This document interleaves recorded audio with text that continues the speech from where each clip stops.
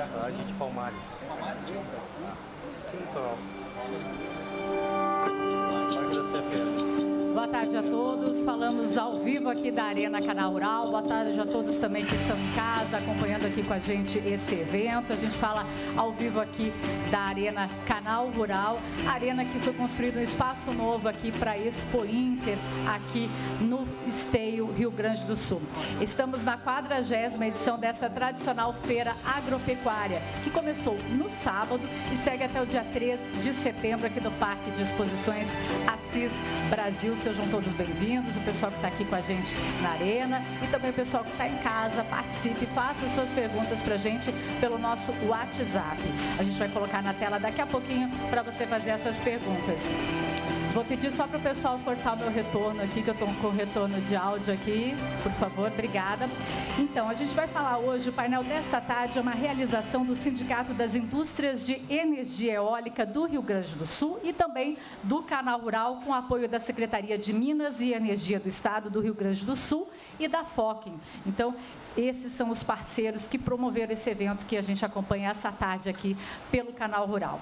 Estamos ao vivo pela TV, pelo site canalrural.com.br, também o pessoal vai poder acompanhar e também pelo YouTube. Aproveite, já se inscreva aí, a gente vai colocar na tela para vocês, canalrural.com.br, youtube.com/canalruralbr, para você participar e fazer as suas perguntas. E eu convido o público que nos assiste a participar do fórum com perguntas e comentários. Tanto o pessoal que está com a gente aqui na arena, vai ter um espaço no final aqui, depois das palestras, para fazer perguntas e tirar dúvidas sobre energia eólica. Eu sei que tem muita gente aí querendo tirar dúvidas sobre esse assunto, que é tão importante e que cada vez mais ganha espaço. Só para vocês terem uma ideia, aqui no Rio Grande do Sul, 18% da energia produzida no país vem aqui desse estado, que já é o terceiro estado produtor em energia eólica. E a gente vai agora ver aí no nosso site como participar. Tem aí o nosso WhatsApp, a gente vai colocar na tela, é o 11 985 24 0073. Em discussão nesta tarde, as oportunidades no mercado dos ventos com um líder de entidade representativa, um empresário do setor de geração de energia limpa, um investidor deste segmento e um produtor rural que consegue renda extra, renda adicional na sua propriedade com ventos eólicos, a partir dos cataventos em sua propriedade. A gente vai conversar com esse produtor, saber como é que está funcionando tudo isso. Estão aqui com a gente começa lá pela ponta, o seu Guilherme Sari, diretor do Sindeólica Rio Grande do Sul. Bem-vindo, obrigada, boa tarde. Boa tarde a todos. Ao seu lado, o seu Rafael Saad, produtor rural, que também vai conversar com a gente. Bem-vindo. Boa tarde a todos. Em seguida, a gente vai conversar também com o seu Rogério Valal, que é diretor executivo da Enerplan, que também está aqui com a gente. Boa tarde. Boa tarde a todos. E aqui ao meu lado, Eduardo Cairoli, que é sócio fundador da Privato Energia, que também vai conversar com a gente essa tarde. Bem-vindo, boa tarde. Boa tarde, um prazer estar aqui. E eu vou convidar aqui ao palco agora o Guilherme Sari, que é diretor da Sindeólica Rio Grande do Sul, do Sindeólica, que vai falar com a gente um pouquinho, vai explicar um pouquinho quais são os objetivos aqui deste debate, deste fórum. Bem-vindo aqui. Bom, boa tarde a todos. É um prazer estar aqui presente. Tá? Esse é um evento realizado pelo Sindeólica, né, junto com a Secretaria de Minas e Energia, e com o apoio de parceiros importantes como a FOCIN, né? Desculpa, na verdade, a realização é do Sindeólica com o Canal Rural e o apoio importante da FOCIN e da Secretaria de Minas e Energia. Bom, o objetivo desse evento, tá, na verdade, é promover uma desmistificação do setor, né, da energia eólica no estado, né, e entender melhor o processo, como se dá desde o campo até a geração de energia eólica, né? Esse é o grande objetivo, né? É um objetivo que a gente quer conseguir passar para o público da melhor forma possível, né? Então, a gente realmente transformou um evento com cases, né, para realmente discutir o setor e ter essa dinâmica, e gostaria muito da presença do público nesse sentido, né? É importante, é um momento de discussão, é um momento de entender melhor a cadeia. Tá? Muito obrigado. Por favor, uma salva de palmas ao seu Guilherme, que está aqui com a gente, conversando um pouquinho com a gente. E eu vou chamar aqui também, obrigada, seu Guilherme da Sindeólica, mas este evento, olha só, não seria viável sem a participação de apoiadores, como o seu Guilherme falou. A gente convida agora o seu Marco Vaires, gerente comercial de energias da Focking, empresa que apoia este evento, para subir aqui ao palco, para conversar com a gente um pouquinho e falar um pouquinho da importância desse evento. Por favor, por aqui. Prazer. Bom, boa tarde a todos. Inicialmente, gostaria de agradecer a oportunidade para poder compartilhar com os senhores um pouco da experiência nessa área de energia eólica, cumprimentar a todas as autoridades aqui presentes, ao telespectador, e também compartilhar porque acreditamos nesse setor de energia, principalmente de energia eólica. Basicamente, a nossa experiência nessa área, já contribuímos com alguns projetos aqui no Rio Grande do Sul, né? Especificamente o projeto da Oleoplan, e acreditamos no mercado futuro. O Estado é um promissor em termos de energia, um ótimo produtor devido aos seus recursos naturais, em termos de vento, em termos de conexão. É um Estado que está hoje bem suprido em termos de conexão de energia, e também acreditamos na força dos empreendedores, nas questões das engenharias locais. Hoje a maioria das empresas do Brasil utilizam mão de obra do Rio Grande do Sul, tanto na prospecção de área quanto de desenvolvimento de projetos, desde a área de prospecção até a parte de OEM.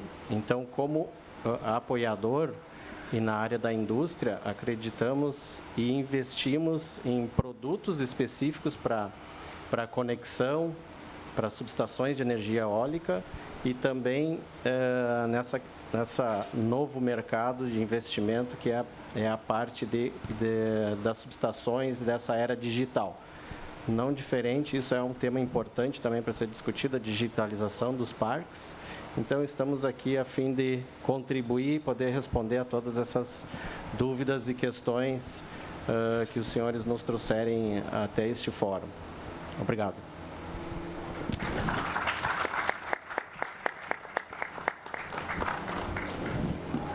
Obrigada, seu Marco. E olha só, ele também se colocou à disposição para responder perguntas. Então, o pessoal que está aqui na arena, o pessoal que está em casa também, pode fazer perguntas aí. O pessoal aqui do Rio Grande do Sul, que tem dúvidas, pode conversar com a gente, mandar perguntas aqui para o gerente comercial de energias da Focking, seu Marco Vaires. E agora a gente vai falar um pouquinho, vai chamar agora, na realidade, o seu Eberson Silveira. Eberson é mestre em engenharia mecânica na área de energia pela Universidade Federal do Rio Grande do Sul, professor da Faculdade de Engenharia Elétrica e do curso de especialização em energias renováveis da PUC. A gente chama ele aqui até o palco para conversar um pouquinho com a gente.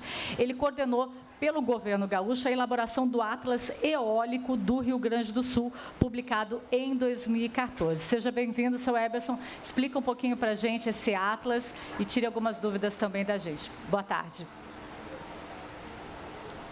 Muito obrigado. Boa tarde a todos. Boa tarde. Queria saudar os componentes desse debate, já nominados aqui pela nossa apresentadora. Eu acho um debate extremamente importante. É um debate muito saudável para que as pessoas realmente entendam esse setor. A Secretaria de Energia, Minas e Comunicações vem trabalhando para desenvolver todas as fontes de energia. Então, nós temos aí um grande potencial também na área de carvão, nós temos um grande potencial na área de energia hídrica e, particularmente, na área de energias renováveis, nós temos grandes potenciais, tanto na energia eólica como na energia solar. A energia eólica, foi no último mapeamento, ela mostrou que tem 102,8 gigawatts de potencial onshore, sobre a terra, mais em torno de 100 gigawatts offshore, 80 sobre oceanos e mais 30 sobre lagoas. Então, nós temos um grande potencial a 100 metros de altura e agora, já extrapolado para 150, nós temos 247 gigawatts. Então, o Rio Grande do Sul realmente é um estado promissor para para a construção de projetos eólicos. Hoje, o Rio Grande do Sul tem 1.780 megawatts instalados, distribuído em 827 torres de energia eólica em 9 municípios gaúchos. Quer dizer que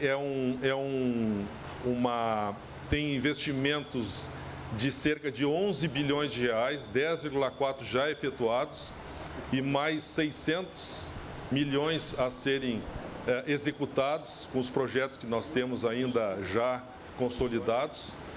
Mais uma carteira de 3 mil megawatts para concorrer aos leilões de energia, distribuídos em 21 municípios. O nosso Atlas mostra que metade do estado tem 90% do potencial eólico, aquela região da campanha tem 40% do potencial, mais a região sul que pega aquela parte ali de Santa Vitória, Jaguarão, tem mais cerca de 38%. E essa região do litoral e até a região de Santa Vitória de São José do Norte, ela mostra 11 gigawatts. Então, somando esses três, nós temos 90 megawatts distribuídos nessas regiões. Então, o Rio Grande do Sul realmente tem um grande potencial de desenvolvimento de projetos eólicos, conta com o apoio da Secretaria, que vê nesse setor um setor extremamente promissor. Ela tem dado apoio, tem acompanhado os projetos, inclusive nas tramitações junto à Fundação Estadual do Meio Ambiente, a FEPAM. A Secretaria, nós temos um grupo de trabalho chamado GT Eólica, que une todos os empresários do setor, onde são debatidas as questões de energia eólica no Estado. Tem contado com a colaboração sempre da nossa presidente da Associação Brasileira de Energia Eólica, a Beólica, a Elbia Gamon. E então, realmente, nós temos aí um futuro muito promissor nessa área e aí eu espero aqui um bom debate. A Secretaria de Minas e Energia, ela aposta nisso e saúda mais uma vez a todos os participantes, aos telespectadores, e deseja para vocês um bom debate. Também me coloco aqui à disposição para responder quaisquer dúvidas que estejam ao meu alcance e lá da Secretaria. Muito obrigado.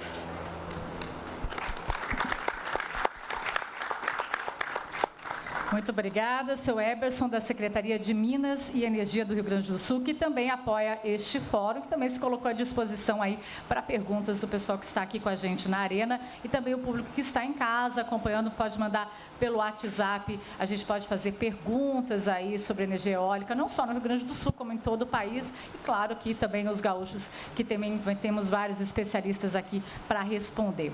E a gente vai começar, então, as apresentações desta tarde com o diretor do Sindicato das Indústrias de Energia Eólica do Rio Grande do Sul, o seu Guilherme Sari, que vou pedir para vir mais uma vez aqui conversar com a gente. Ele vai falar sobre a busca de investimentos e atrativos do setor eólico no Rio Grande do Sul. Então, agora é com você, Guilherme, para falar um pouquinho sobre esse assunto. Bom, mais uma vez, boa tarde. Bom, eu vou passar rapidamente alguns slides, tá, que eu preparei, tá, só para deixar um pouco mais, sincronizar as nossas conversas. Tá.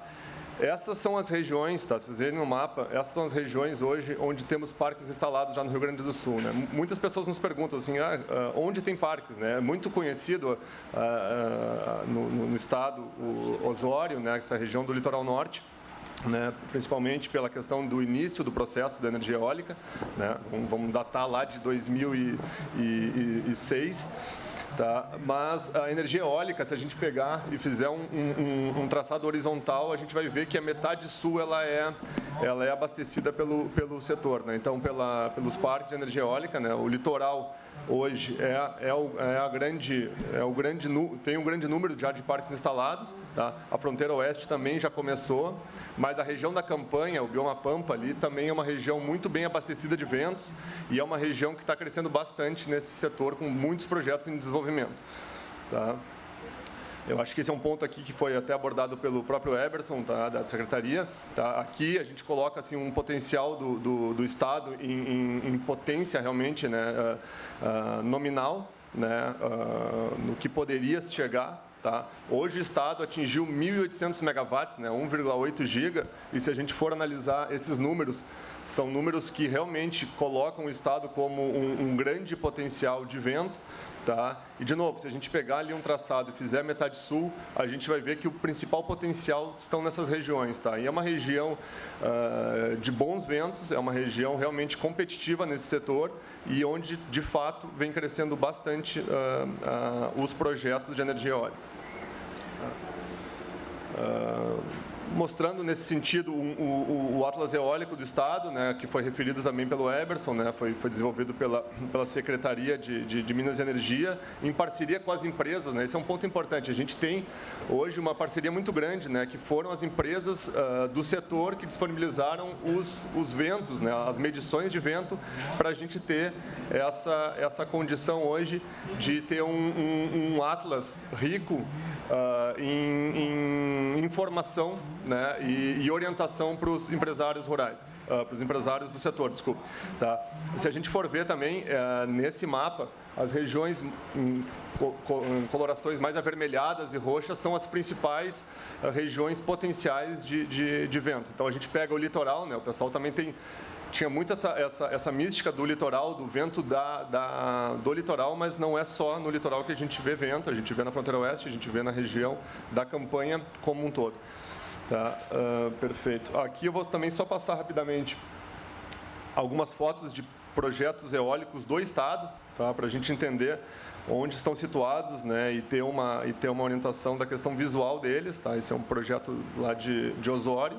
Tá? A gente pode ver como um parque instalado, o seu carreiro, as suas máquinas, né, a estrada que é feita, né, isso depois eu acho que vai ser bem falado aí pelo Rafael Saad na questão como proprietário, né, de parque eólico, né, e conhecedor de como funciona na propriedade essa questão, tá? Mas a gente já pode ver um parque, um projeto. Aqui a gente entraria no projeto de Tramandaí, tem um projeto eólico também em Tramandaí. Tá? Em Xangri-Lá, o parque eólico da Honda, né, que é um parque de autoprodução, o primeiro parque feito de autoprodução no mundo, né, e foi feito aqui no Rio Grande do Sul, onde eles abastecem a própria planta automobilística da empresa, em São Paulo. E esse é um ponto também de desmistificação do setor. Né? O pessoal acha que produção de energia ela é feita no local. Não. O sistema brasileiro ele é um sistema interligado nacional, onde a energia, uma vez produzida aqui no Rio Grande do Sul, ela pode ser consumida em todo o Brasil. Né? Ela está dentro desse sistema interligado nacional. Então, nesse caso desse parque, ele é produzido aqui em Xangri-Lá, no município de Xangri-Lá, mas ele é consumido na planta em Sumaré, São Paulo. Tá? Mais um parque, aí a gente coloca um parque que eu acho que o Valal conhece bem, né, o Parque de Viamão, né, que foi recentemente inaugurado, né, e também para ter um visual de cima, né, depois eu acho que vai ficar mais claro na apresentação dele, mas para conhecimento de como fica um parque eólico visto né, de cima e as suas plataformas e a sua estrutura, benfeitorias que são realizadas. Tá? Mais um parque também em Palmares, aqui uma visão de lagoa, uma visão bonita, tá? Mas é mais para a gente começar a localizar onde são os municípios que são atendidos pelos ventos, vamos dizer assim. Tá? Rio Grande também temos parques, né? Já lá hoje são 2, né? Já em operação. Tá? Santa Vitória também tem um grande parque instalado, tá? Santa Vitória, que também conta com um parque instalado, e a gente fez questão de colocar essa situação aí da montagem, os animais junto, para ver a integração que tem, que é uma das questões que se coloca muito, né? Bom, com a atividade de eólica, a gente tem que tirar os animais do campo, a gente tem que parar a produção. Não. Isso está descartado. Na verdade, é uma consorciação, é uma sinergia que a gente traz, o vento atrelado ainda à atividade rural. Né? A gente gosta muito de que isso permaneça, inclusive os empreendedores do setor eles arrendam as áreas para vento porque, na verdade, não faz sentido imobilizar para ficar com as áreas se a gente vai ter um uso dessas áreas de 2 a 3% do uso físico das áreas. O restante continua sendo para atividade de agropecuária como um todo. Mais uma visão também desse parque aí, agora do Chuí, né, que é a divisão ali Santa Vitória Chuí, também vendo as estradas, o formato, as lavouras embaixo, como é que ficam, tá? A atividade que segue, tá? Um parque de Livramento também, uma visão só mais panorâmica, tá? E a ideia, bom, agora eu vou falar só alguns números aqui para vocês, tá? Que eu acho que é importante para falar em números do setor, tá? Hoje no estado, tá? São mais de 800 máquinas já instaladas, tá? Um número aí que a gente tem, já colheu. São 10 municípios beneficiados pela energia eólica, tá? São mais de 50 municípios com projetos em desenvolvimento. Então, a gente está atingindo aí um número bastante grande de municípios que tem a capacidade realmente de ter eventos bons para a energia eólica, tá? Falamos muito da questão do impacto positivo nas cidades contempladas. A gente pode falar o case de Osório, especificamente, que se transformou na terra dos bons ventos, né? Ou seja, em 2006 começou essa operação, e esse é um parque que fica fácil de falar hoje, e o impacto na cidade, porque já são 10 anos de operação desse parque. E com uma dinâmica na cidade, uma mudança bastante grande, bastante positiva para a cidade, né? Na verdade, com novas faculdades, com mudança, na verdade, na questão logística, de infraestrutura, enfim, de todo, do setor como todo, tá? Nas representações públicas, enfim, tá? Bom, vamos também falar um pouco, que eu acho que é importante, né, desses números, a remuneração direta aos proprietários. Eu acho que esse é um ponto depois que o Rafael vai debater mais, né? Mas os projetos eólicos, eles têm esse benefício de trazer remuneração para os proprietários rurais. Eles realmente, além da questão de outras vantagens, como segurança para o local e benfeitorias que são realizadas, a gente fala muito da questão de trazer renda direta para a atividade do proprietário. Então, é uma consorciação positiva, que a gente fala muito de uma consorciação de agrícola, pecuária e também vento, né? E com uma grande vantagem que o vento é uma remuneração mensal e não sazonal, tá? Ocupação física, como eu falei, entre 2 a 3% das áreas rurais, tá? E, bom, investimentos para o Estado, tá? Então, a gente pode falar que, diferente de outras frentes, tá? Os investimentos no setor de energia eólica, a gente não precisa buscar o dinheiro fora. Na verdade, quando os leilões acontecem, tendo bons projetos, os investidores vêm para desenvolver esses bons projetos, né? Eu tenho certeza que, no caso do Rafael, também aconteceu isso, né? O projeto chegou a ele, né? O empreendedor chegou a ele e veio com dinheiro para a realização do negócio, tá? O que basta fazer? Criar um ambiente propício, com políticas amigáveis, né? Realmente trazer o empreendedor, ele não precisa do dinheiro, ele vem com o dinheiro. A questão é conseguir realmente fazer com que eles venham, tá? O que mais a gente pode falar? A tributação de energia, ela disponibiliza também recursos para educação, saúde e segurança, tá? Claro, depende muito das gestões municipais, mas ela traz essa questão, traz segurança local também, né, para o proprietário, né? Ano passado, um número que eu acho que é bom de colocar, ano passado foram habilitados 3.000 megawatts de projetos só no Rio Grande do Sul, tá? Isso uma vez implantado, vamos dizer, né, acontecendo, tá? Isso geraria investimento na faixa de 20 bilhões de reais para o Estado, diretamente, é dinheiro empregado diretamente para o Estado, tá? Então, esse número, só dessas 3.000 megawatts aí de projetos habilitados, eles representam 45 mil novos postos de trabalho, né? Frente aos 27 mil que já existem da instalação já dos parques que hoje nós já temos. Então, quer dizer, é emprego direto, é remuneração direta para os municípios e para o Estado. Então, a gente precisa realmente criar o ambiente, tá? Outra questão que a gente fala bastante, né, infraestrutura de conexão e logística de energia, né? A gente sabe aí, né, o pessoal do meio sabe das obras do lote A, né, que são ligadas à Eletrosul, né, a questão de linhas e transmissões, né? que estão no processo de acontecer, né? Vamos dizer assim, estão encaminhando. Isso vai representar mais 5.000 megawatts que vão ser disponibilizados no nosso sistema, ou seja, mais 50% do que hoje tem instalado no Estado. Quer dizer, uma vez isso acontecendo, é crescimento direto para o Estado. Tá? Bom, questão também a possibilidade de autossuficiência, né? O Estado ainda é consumidor de energia, ele precisa consumir de fora, ele não é autossuficiente. O objetivo desse crescimento e com essas linhas e com esses acontecimentos é ter, de fato, um Estado autossuficiente exportador, pode ser exportador para o próprio Brasil ou também para a América Latina, né, como um todo. Né?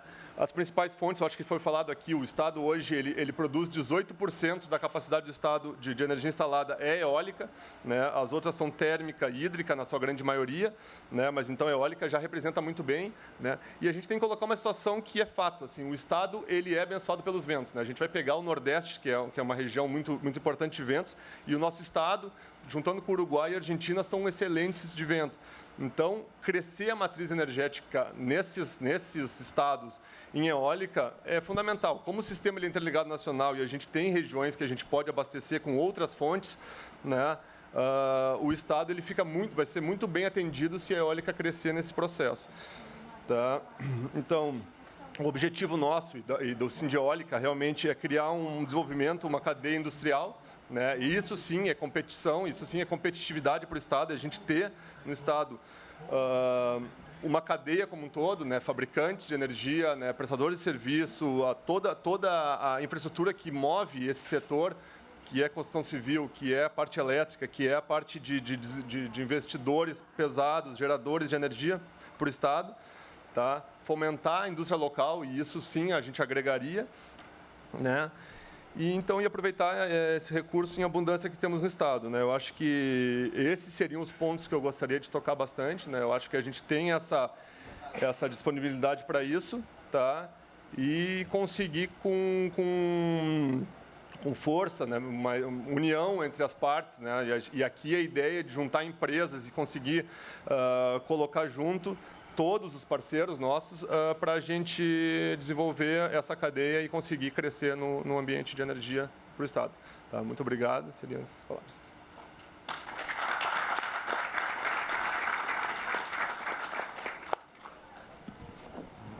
A gente agradece aí, então, a presença e aí a conversa com o seu Guilherme, falando um pouquinho sobre isso. Mas eu vou aproveitar e fazer uma pergunta que eu ouvi aqui a palestra, fiquei curiosa também. Rio Grande do Sul tem cerca de 80 parques eólicos. Ainda tem espaço para muito mais? Como é que funciona isso? Sim, na verdade tem espaço para muito mais. A gente atingiu agora 1,8 mil megawatts de potência, né? No último leilão tinham mais 3.000 megawatts em potência e segundo números do próprio Sindeólica, a gente tem hoje em desenvolvimento de projetos 20 mil megawatts em energia eólica. Então, quer dizer, esse número ele pode ser duplicado, triplicado, quadruplicado, depende muito do ambiente de negócio que a gente quer proporcionar.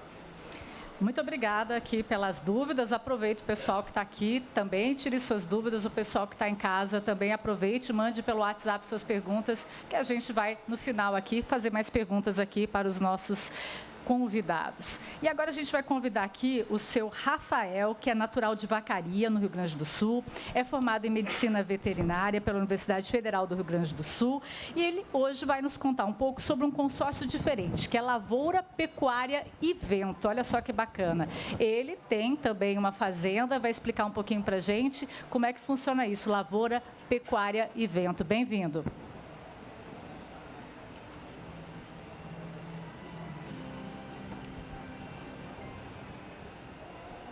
Senhoras e senhores presentes e telespectadores, muito boa tarde. É uma satisfação, eu como produtor rural, dono de uma fazenda, que me sentia mesmo, por falta de conhecimento, atemorizado por fazer um contrato de, no mínimo, 40 anos dentro da propriedade, com o desconhecido. O que seria isso? O que seria um parque eólico dentro da fazenda? Bom, começamos isto mais cedo. Eu comecei até antes da parte eólica, tentando fazer uma irrigação na fazenda de Palmares do Sul, fazenda atlântica aí, com vento tipo a Holanda.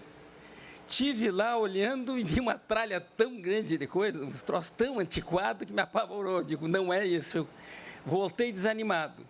Logo em seguida começaram a falar em energia eólica. Daí me interessei. E tive a grata satisfação de poder fazer um negócio, que foi demorado, levamos uns 13 anos para botar em funcionamento isto. Foi muito trabalho, mas que eu estou muito agradável, estou muito satisfeito por ter feito isto, porque aumentamos a nossa rentabilidade, ao mesmo tempo que estamos fornecendo uma energia limpa para a sociedade e tendo satisfação de ter uma rentabilidade muito maior da propriedade ainda. E, a mais, ainda ter melhorado a produtividade agropecuária lá. E só foi pela energia eólica que isso foi feito. Vamos ter isso aqui nós podemos... Não... Ah, está aqui, começar está aqui, tá feito.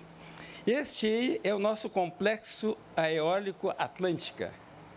É um complexo que faz parte do nosso complexo de produtividade, que é lavoura, pecuária, energia eólica e loteamento na praia. Vai ser parte de todos. Ficamos muito satisfeitos com o parque eólico. Esse parque eólico, vocês veem, pega somente 1.800... Eu vou passando devagarzinho. Mais aqui. Será que está indo para trás isso aqui ou para frente? Isso aqui.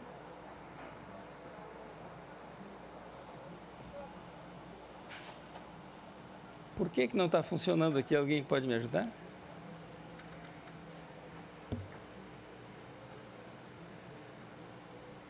Esse aqui é o primeiro, o segundo. Ah, isso. Continua. Tá certo. Vai passando? Tá certo. Então, aqui fica melhor para mim olhar até. Esse complexo fazem parte 4 parques eólicos de 30 megawatts cada um, sendo um total de 120 megawatts. Num total, usando unicamente 1.800 hectares da propriedade. Pode passar. Ó, parece uma coisa fácil colocar um parque eólico numa fazenda, mas é muito complexo. Levamos 13 anos para fazer isso aí acontecer. Fizemos primeiro 2 arrendamentos. Depois veio em 2010 o nosso leilão de energia. 2 anos e meio de construção. Isso você sabe que aqui a maioria do que eu conheço aqui são agroproprietários também. Então, isso é um movimento dentro de uma área com, às vezes, 700 empregados trabalhando lá, maquinário, estradas. É uma coisa que preocupa, mas é passageiro. E com uma boa empresa, como nós tivemos, a CPFL, até nos ajudaram a melhorar muitas coisas que, se não fosse elas, nós não poderíamos ter feito na propriedade. Logicamente, tem desafios quando tu vai fazer uma modificação grande, assim, principalmente para o produtor rural. Ele é muito difícil de mudar, de fazer mudanças. Logicamente que teremos, como lá a plantação de arroz, problema de aviação agrícola. E na aviação executiva também, que eu tenho avião, é muito perigoso tu voar. As torres são muito altas, 120 metros, mais a pá da torre mais 60 metros. Então, eu só posso voar por cima do parque acima de 1.000 pés. Então, tem que ter cuidado. A aviação agrícola é muito pior, né?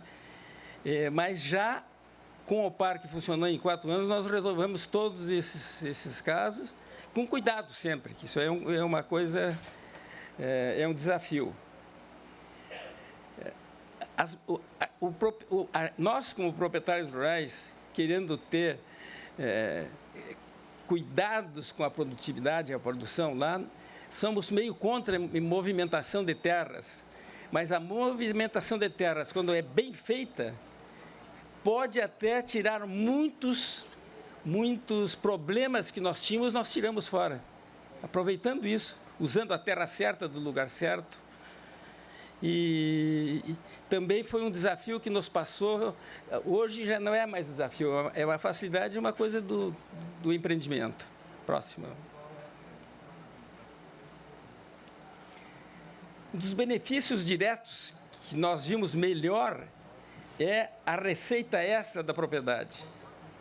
No nosso caso, a receita do parque eólico é mais ou menos 3 vezes o que seria a minha receita da agropecuária na área. Então, teoricamente, hoje eu não teria preocupação nenhuma em retirar até o gado e botar o parque eólico, porque era 3 vezes mais rentável do que se eu estivesse fazendo a área. Então, isso aí é um desafio que quem passou por ele já não existe mais, não é desafio. Os acessos da propriedade. Eu, quando cheguei lá há 40 anos para comprar essa propriedade, eu fui com uma caminhonete tracionada e fiquei atolado na areia. Era tão arenosa, tão ruim as estradas, que era um desafio andar lá. Hoje, eu posso dizer para você o seguinte, nós temos uns 440 e poucos quilômetros de estradas próprias, e o problema é quando a gente sai do asfalto que entra na nossa estrada premiada, que é muito melhor que o asfalto. Eu posso comprar uma Ferrari e percorrer toda a minha fazenda sem dar um pulinho. É muito melhor do que no asfalto, né? As estruturas que foram feitas lá, pontes, drenagens e outras mais, foi essas que eu falei anteriormente, que hoje facilitam a minha produção. Né? Segurança, por exemplo, portaria de 24 horas. Vocês precisam conhecer aonde eu tenho a fazenda. É do lado do Pinhal, que então, aquela área ali que é muito conflagrada. A insegurança é muito grande. Hoje, nós com portaria e com patrulhamento, 24 horas, podemos dormir na fazenda com as portas abertas. Até parece que estamos nos Estados Unidos, na área rural americana. É um espetáculo, mudou muito para melhor. Além, não pensando só na nossa receita própria, egoisticamente, o município foi altamente, com o ISQN, beneficiado, mais o INSS para o Estado e para o governo municipal, e imposto de renda, etc. Quer dizer, o municipal, estadual e federal foram também aportados com mais receita. Mais, a próxima. Vou mais rápido, que já me disseram que está na hora de terminar. Benefícios indiretos. A valorização da propriedade. Você só imagine, rapidamente assim, uma propriedade onde foi investido 1 bilhão e 100 milhões de reais, se valorizou ou não a propriedade. Mas, lógico, que ela ficou valendo 4 vezes mais no mínimo. Né? Levantamento altimétrico pelo milimétrico. Nós tínhamos georreferenciamento, mas com esse levantamento ficou totalmente levantada a fazenda para qualquer coisa que queira se fazer nela. É uma energia limpa e renovável, e mais ainda, o monitoramento ambiental. Porque dizem muita coisa da energia eólica, me diziam, as árvores migratórias vão bater, vão morrer todos, e até... Vou dizer, mas com o monitoramento que nós temos, praticamente diário, indo embaixo das torres, no meu edifício aqui de Porto Alegre, mora muito mais passarinho batendo nas janelas do que no parque eólico lá. Próxima. Uma atenção especial, não é só com esse empreendimento, com qualquer outro. Não se esquecer que é um contrato no mínimo 40 anos, é 20 renováveis por mais 20. Quer dizer que tem que ser uma coisa muito bem feita, responsavelmente feita, para não dar prejuízo para ninguém, nem para o produtor, nem para o investidor. É isso. vocês vejam o que está fazendo na Fazenda Atlântica, que foi a mais prejudicada para mim em potencialidade e produtividade. Olha o que nós estamos fazendo lá. Cortando milho, fazendo silagem para desmame precoce de terneiros. A natalidade aumentou uma barbaridade, ao contrário do que diziam. Está perto de 90%. E a próxima, por favor. Olha, pastagens como o Aires, que é uma pastagem relativamente nova. Desmamamos terneiros lá com 30 terneiros por hectare, que é um espetáculo, né? E a próxima? Tifton, também é outra pastagem, apesar que tem mais de 300 pastagens, porque o Brasil é privilegiado em tipo de pastagens para fazer isso aí. Então, Tifton, no inverno, essas pastagens que eu estou mostrando a vocês, foi agora, poucos dias atrás, o jeito que está, umas pastagens que nesta época no estado devem estar secas por causa das geadas. Então, na zona do litoral está dessa forma. Muito obrigado para todos. Meu contato em cima, alguém quiser alguma coisa com vocês. Muito obrigado.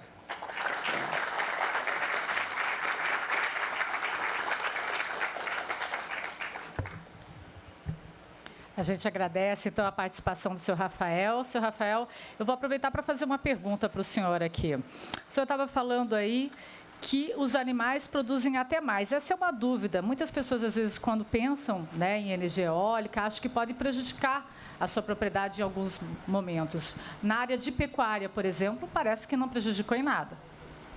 Pelo contrário, quem conhece pecuária e faz pecuária de qualidade, com rotação, com franjas, o método mais moderno do mundo de fazer, sabe que o gado, pelo contrário, com quanto mais movimento e mais bem tratado, ele fica mais manso e produz mais. É o contrário, isso aí. O animal, o problema é o chucro, que tu te olha, parece uma fera, sai correndo e desaparece. O animal que a gente cria, até incomoda, vem lamber o carro da gente, lamber a gente, fica manso demais. Tá aí, então, o seu Rafael falando para a gente que produz ainda mais, então não tem problemas em relação a isso. Obrigada, seu Rafael. Está aberto também a perguntas. Daqui a pouco aproveitem aí para fazer suas perguntas.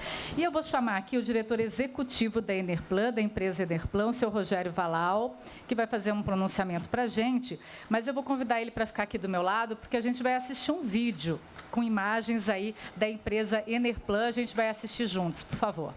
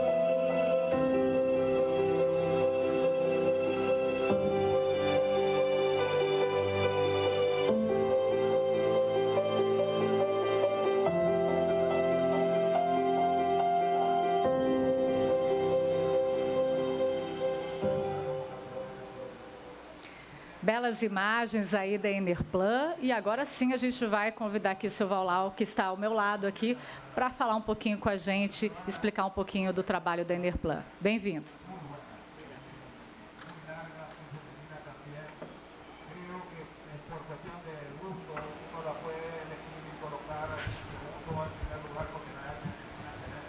Boa tarde a todos. Enerplan pertence ao grupo Oleoplan. O Oleoplan é um grupo de biodiesel Para você ter uma ideia, a Oleoplan produz 10% de todo o biodiesel do Rio Grande do Sul. E ela começou a investir em energias renováveis também, na mesma linha do biocombustível, em 2010, quando participou do primeiro leilão de energia nova. Pois não. E, por coincidência aqui, essa fazenda do Dr. Rafael foi uma fazenda disputada por nós, na época, o projeto dele, né? A gente olhava opções de investimento no Estado e uma das fazendas foi, acho que o senhor nem sabia, né? E o projeto pertencia a um grupo espanhol, né? E depois, no final, o CPFL acabou fazendo investimento. Então, era uma opção que a gente tinha na época e nós tínhamos outras duas opções, uma no Uruguai e outra no Ceará. E aí, naquele momento, nós olhamos o Uruguai, onde a gente não é do Uruguai, né? A gente é brasileiro, e viu a opção do Ceará. Então, em 2011, junto com os fundos de investimento do Banco Votorantim, a gente empreendeu também um empreendimento no Ceará, que é esse primeiro que a gente está aparecendo aqui, com 65 aerogeradores de investimento de 750 milhões de reais. Mas, como nós somos daqui do Rio Grande do Sul, a gente também, como eu falei, em 2010 já tinha participado de um leilão, vendido no leilão energia no Parque do Rio Grande do Sul. E esse investimento aqui no Rio Grande do Sul ele atinge 330 milhões. E é importante destacar, desde logo, né, a importância do financiamento para que sejam alocados capitais nesses projetos. Sem o apoio do BNDES com crédito de longo prazo, sem o apoio, no caso aqui do Rio Grande do Sul, do Badesul, e no caso do Ceará, sem o apoio do banco, do BNB, nós não teríamos conseguido colocar esses projetos em pé. Então, esses projetos são intensivos em capital, né? É uma das características desse projeto. O Dr. Rafael falou antes, né, do quanto foi investido na sua fazenda, né, e do que isso proporcionou de valorização da fazenda como um todo. Bom, esses projetos também são intensivos em regulação. E quando se fala em regulação no Brasil, se fala em sofrimento, né? Porque no Brasil, para você empreender no setor regulado, você precisa aprender a sofrer bastante. Mas, no final das contas, o investidor ele visa, né, apesar do sofrimento, alcançar o resultado, que é o nosso caso. Então, a gente tem órgãos que regulam todo o setor, como a ANEEL, uma EPE, tem a CCE, só para citar alguns, tem a ONS, tem os certificadores de energia, para a gente ter certeza de que no local onde você vai colocar um projeto, você vai, no final, colher aquela energia, né, que você está plantando ali, modo de dizer. E você tem também todo o arcabouço ambiental que você tem que seguir, né? Desde a licença prévia, uma licença de instalação, a licença de operação e depois a manutenção ao longo dos 20 ou 40 anos da licença de operação. Você precisa estar sempre cuidando, né, das condicionantes para que você possa obter a renovação das licenças estabelecidas. E você tem um mercado que tem 3 opções de investimento. Você tem o mercado regulado, né, o que é o mercado de leilões, que é esse que nós estamos no momento. Mas existe também o mercado livre, em que você, ao invés de vender em leilões, você pode vender, fazer contratos bilaterais, vender para empresas, vender, enfim, para o mercado nacional de consumidores de energia, indústrias. E você pode também fazer o que a Honda fez aqui em Xangri-Lá, que é um parque de autoprodução, que começa, esse foi um belo exemplo, né? Tem outras empresas procurando também negócios nesta área, né? E tanto no mercado de autoprodução como no mercado livre, o preço da energia para as indústrias, por exemplo, que são intensivas em consumo de energia, acaba ficando mais em conta do que o mercado regulado, o mercado cativo. Bom, então, resumindo, o empreendimento precisa estar submetido, sim, a toda a legislação nacional, né, para que ele possa se estabelecer e se manter ao longo dos anos. Os parques eólicos, como já foi falado aqui, são totalmente integrados à produção de alimentos, né? No primeiro plano, você tem, né, na superfície do solo, você continua gerando alimentos, como é o caso da agricultura e da pecuária, que foi falado aqui. Mas no segundo plano, dá para se dizer assim também, no segundo andar, né, você tem no espaço aéreo a geração de energia dos ventos, né? Tem lá as pás que ficam no espaço aéreo, você tem o gerador lá em cima, né, e você está ali produzindo energia limpa. E como é que isso funciona, né? Esse aqui é um slide que eu fiz para exemplificar, né, o quanto bem integrado está essa questão da geração de energia, no segundo plano, como eu falei, e a produção de alimentos, no primeiro plano, né?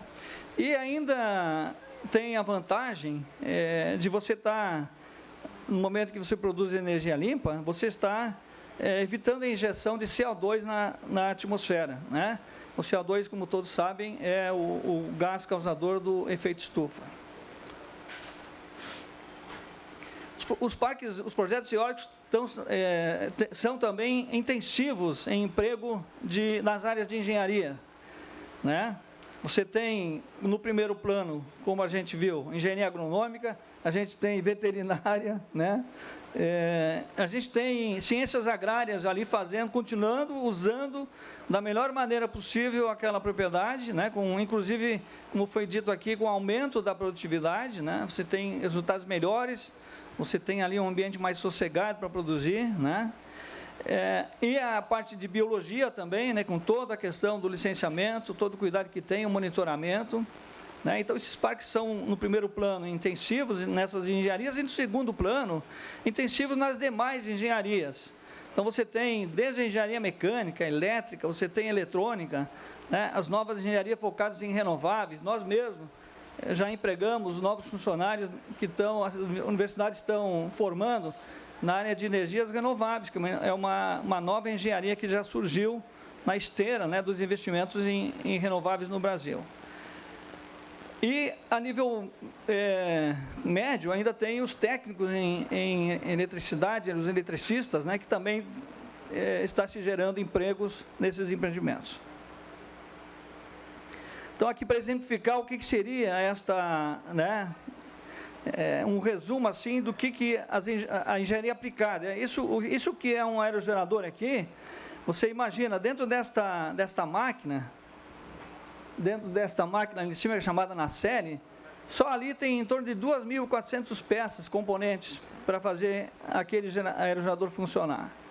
Então, a AB Eólica tem números que dizem que para cada megawatt implantado se gera em torno de 15 empregos. Esses empregos não são só no parque eólico, é toda a indústria, toda a cadeia produtiva. Aqui mais um detalhe também, né? O que seria um aerogerador por dentro, aquela parte superior, que quando se mostra em fotografias não se vê, mas ele tem todo um sistema, né, de geração de energia. Você tem um multiplicador de velocidade, você tem o gerador em si, né? E isso tudo tem que funcionar de forma integrada, né, para que a gente possa ter a geração de energia.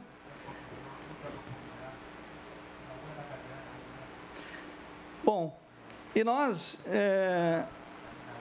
temos, no caso dos estados e municípios, onde estão localizados os parques eólicos, a gente tem geração de PIB, né?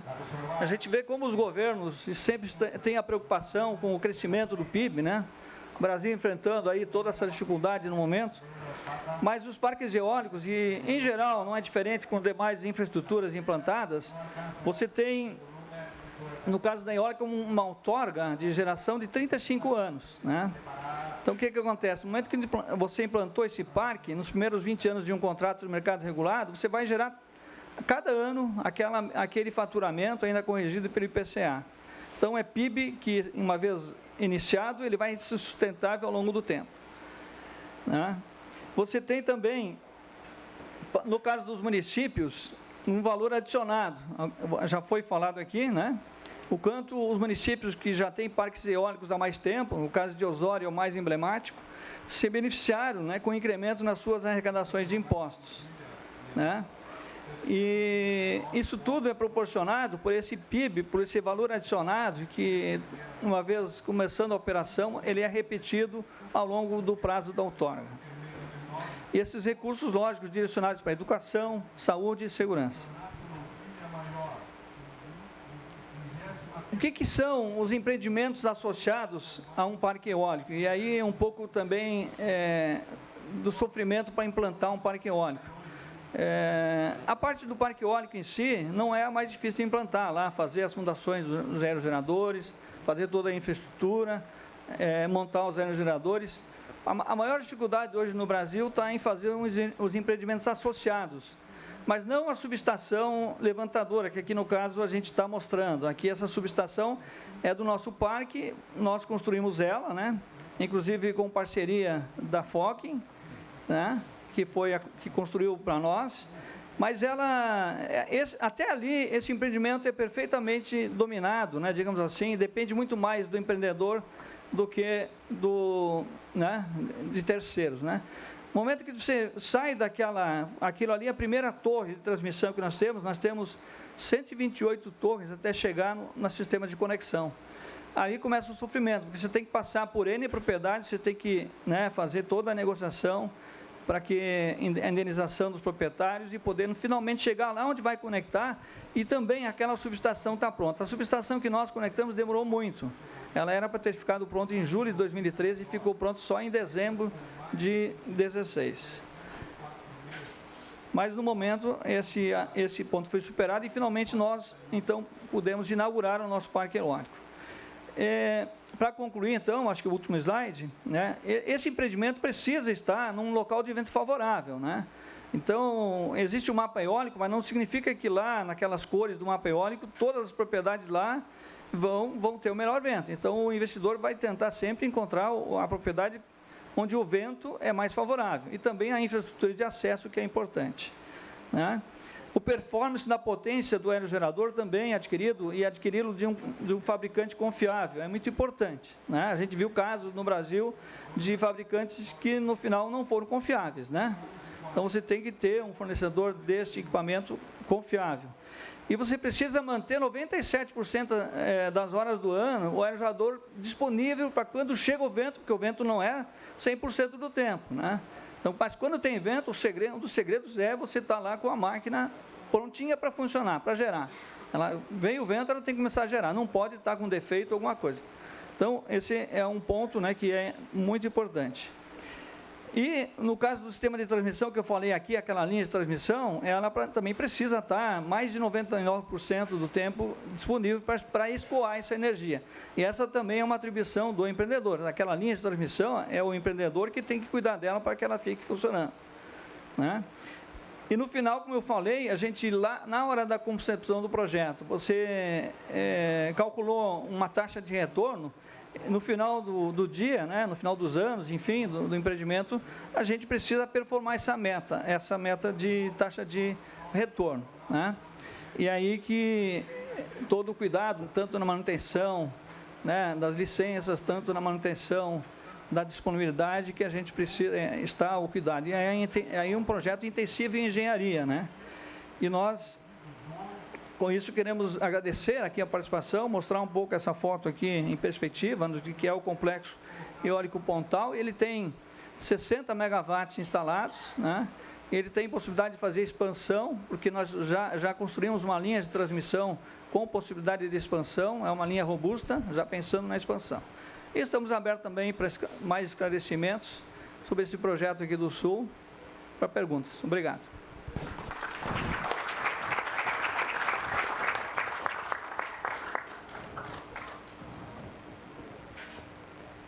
Obrigada aí ao Rogério Valal conversando com a gente. Vou aproveitar para fazer uma pergunta aí rapidinho. A gente está com o tempo meio estourado, mas eu quero te perguntar o seguinte. Aquele produtor que está em casa assistindo o Canal Rural, o pessoal que está aqui com a gente, de repente está interessado, mas não sabe por onde começar. Qual que é o primeiro passo para fazer um projeto de viabilidade, para saber se a propriedade dele realmente pode ter um parque eólico? Eu diria que ele pode começar justamente pelo mapa eólico, né, que o governo do estado lançou, né, para saber se a propriedade dele está naquela região, né, onde o vento é maior, né. E aí procurar tanto as empresas que desenvolvem projetos de energia eólica, né, como também os investidores, que no caso da Enerplan é um investidor, né. Então, ir atrás. E o Sind Eólica, ao qual também a gente é associado, né, está à disposição de todos, né, para fazer esclarecimentos que forem necessários. Valal, obrigada. Então, o pessoal que está aqui, o pessoal que está em casa acompanhando, tiver dúvidas aí já sabe, então, por onde começar. E agora a gente vai conversar com o empresário Eduardo Cairoli. Ele é formado em Administração de Empresas pela PUC do Rio Grande do Sul, é sócio fundador da Privato Energia e conselheiro de energia da Federação das Indústrias do Estado do Rio Grande do Sul, a Fiergues. A gente sabe que você traz de berço toda a tradição de grandes cabanhas de pecuária gaúcha, não é mesmo? Mas também investe nessa questão eólica e a gente quer convidar você para vir aqui conversar e explicar um pouquinho isso para a gente. Bem-vindo.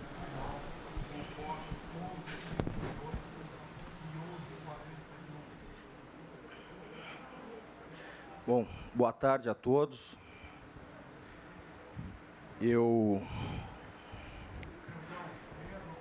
Infelizmente, eu não trouxe slides. Infelizmente, mas felizmente, porque se eu tivesse montado uma apresentação com slides, eu teria misturado um pouco do que o Guilherme apresentou, que o Dr. Rafael apresentou e que o Valal apresentou. Quando eu pensei no público que ia estar presente, e um público formado por produtores rurais, sendo eu filho de produtores rurais dos dois lados, neto de produtores rurais dos dois lados e bisneto de produtores rurais dos dois lados, eu pensei como eu poderia gerar valor, entregar valor para quem está assistindo, e cheguei à conclusão que, ao invés de falar um pouco do mercado, a melhor maneira seria contar o porquê, como eu cheguei até aqui, né? E para a maioria de vocês que não me conhece, eu sou oriundo do mercado financeiro, né? Então criei cavalo até pouco tempo, né? E pela minha atividade a gente tem que uma das características é a gente fazer muita conta, né? E ter muita racionalidade no processo decisório. E então, dentro de casa, a gente acabava sempre tendo, invariavelmente, a conversa se valia a pena manter os ativos no campo ou se valia a pena transformar em liquidez e aplicar esses ativos. Obviamente, eu puxava para o lado da liquidez, né? E a minha família, com tradição no campo, sempre sustentava o outro lado. Vencida essa questão, eu pensei como a gente podia rentabilizar mais essa atividade. Eu trabalho nesse mercado financeiro desde 2007, né? Em 2006 teve o primeiro parque eólico em Osório, e de lá para cá a gente começou a acompanhar distante esse desenvolvimento desse novo negócio no estado, né, e dessa nova possibilidade para o campo, né, apesar de muito distante da nossa região, que é a nossa região na fronteira oeste, a Alegrete Uruguaiana, ainda estava muito, muito distante. Então, como o Guilherme mostrou no slide, predominantemente os projetos eles se dão no litoral, região próxima à Lagoa dos Patos até a região sul. E mais recentemente, por volta de 2014, início de 2014, eu decidi fazer um estudo mais profundo nesse mercado, conhecer como funcionava os leilões, como funcionava quem eram as empresas que atuavam no setor, como é que era a parte legal, que é um componente importante. E, bom, me inteirando sobre o processo, a gente acabou vendo que existia um componente de vento importante lá na nossa região. E a gente sempre tinha aquela ideia que ventava bastante, né? tanto na Reconquista quanto lá na Paineiros e no Sarandi. Com isso, a gente acabei reunindo a minha família, pedindo licença para eles para fazer um estudo preliminar nas nossas áreas. Então a gente fez um estudo, contratamos uma empresa, e fizemos esse estudo. Antes dessa contratação, porém, a gente entrou em contato com aquelas que a gente entendia, depois de fazer um filtro nas empresas que atuavam no desenvolvimento de projetos, aquelas que a gente entendia que fossem as melhores. E voltando em 2014, ainda se tinha um entendimento que se tinha uma situação de vento melhor ali no litoral, região da Lagoa dos Patos, e recém tinha sido inaugurado o parque em Santana do Livramento. E isso também nos fez reforçar a convicção, porque o vento lá parecia ser um vento similar ao nosso vento. A gente entrou em contato com os principais desenvolvedores, aqueles que a gente entende que trabalham com competência, que na nossa avaliação não eram muitos, não tem muitos no mercado. Nenhum se mostrou interessado em ir para Uruguai e fazer esses estudos. Na época, voltando, que naquela época se tinha ainda um problema de conexão de linhas de transmissão. O Rio Grande do Sul passou muito tempo sem entrar em leilão, sem conseguir colocar os projetos em leilão.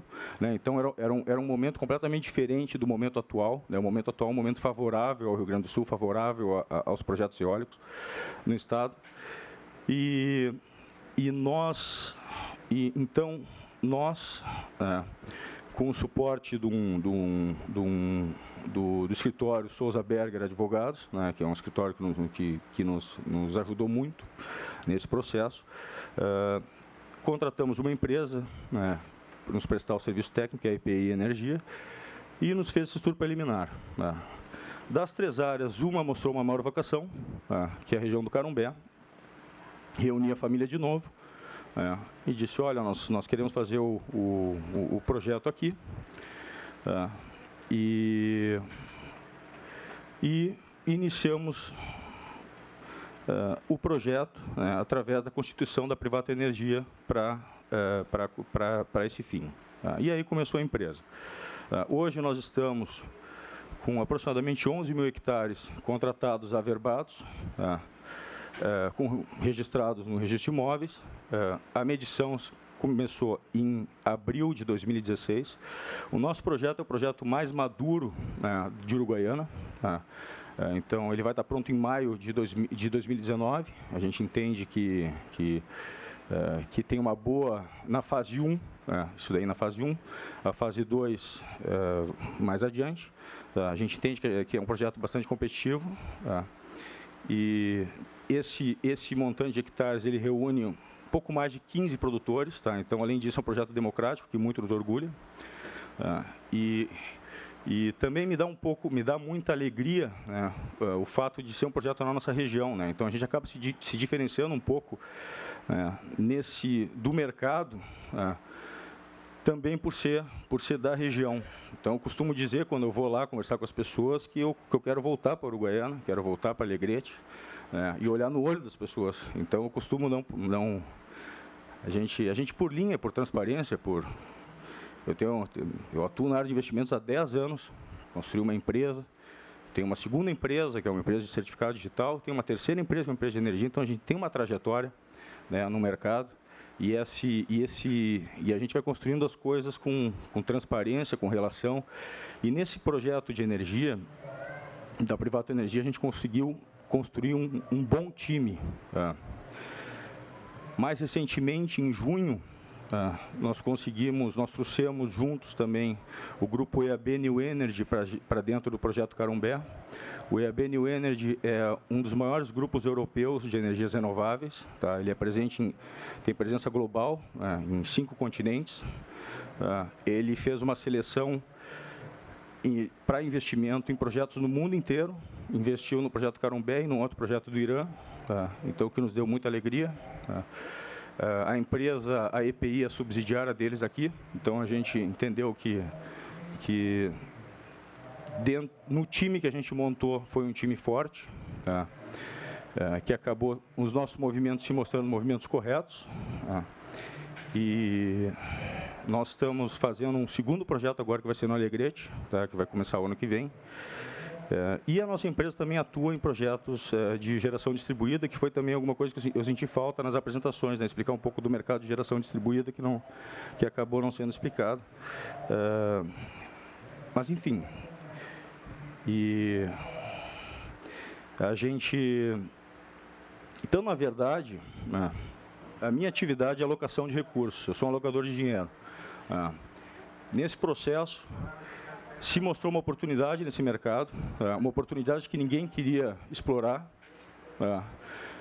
e eu montei uma empresa para explorar essa oportunidade nos nossos campos, entendendo que aí e numa situação, num momento adverso, né, que o momento atual é um momento que hoje está propício, né, que hoje tem existe não foi confirmado ainda, né, Eberson, que a linha de transmissão mas pode vir a ser confirmado, né, que a Eletrosul vai vender a linha de transmissão para os chineses, e isso daí muda completamente a perspectiva do mercado eólico aqui no estado. Aquela época era diferente, aquela época era uma época completamente adversa, né, e que não se tinha perspectiva de melhora. E a gente acabou tendo êxito aí nesse processo, tendo êxito não, enfim, tendo uma boa perspectiva de êxito aí nesse processo. Mas tá bem, obrigado.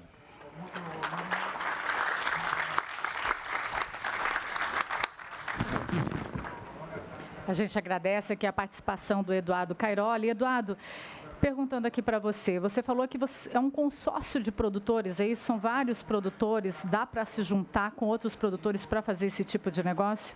Na verdade, nós temos vários produtores que arrendam a área, né, que é o modelo de negócio. Sócios do projeto, nós somos 2 empresas hoje. Quem iniciou foi a Privato Energia, e mais recentemente se juntou como sócio a EAB New Energy, que é esse grupo alemão. Ok.